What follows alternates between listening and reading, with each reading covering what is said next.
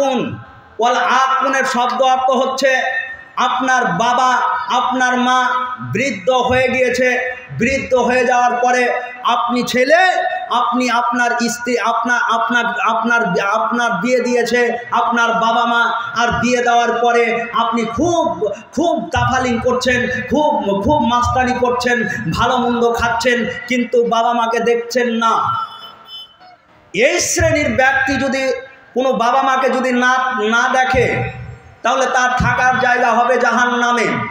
মৃত্যু পর্যন্ত বাবা মাকে দেখতে হবে। কতদিন পর্যন্ত বাবা মাকে দেখতে হবে? কথা বলুন। মৃত্যু পর্যন্ত বাবা মাকে দেখতে হবে।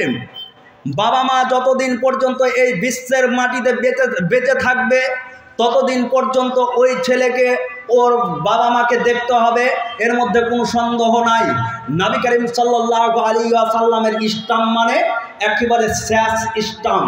নবী করিম সাল্লাল্লাহু আলাইহি ওয়াসাল্লামের কথা মানে একেবারে তার কথা মানে তার লাস্ট কথা।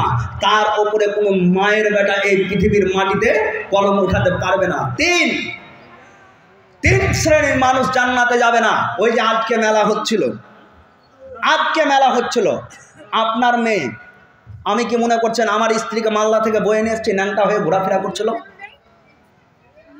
আমার স্ত্রীকে আমার বউকে আমি নিয়ে এসেছি, আমার আমার আমার বোনকে আমি নিয়ে এসেছি, আমার চাচিকে আমি নিয়ে এসেছি, আমার ভাবিকে আমি নিয়ে এসেছি না।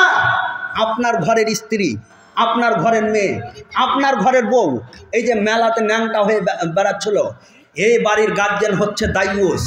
এই বাড়ির গার্জেন জীবনে জান্নাতে যাবে না।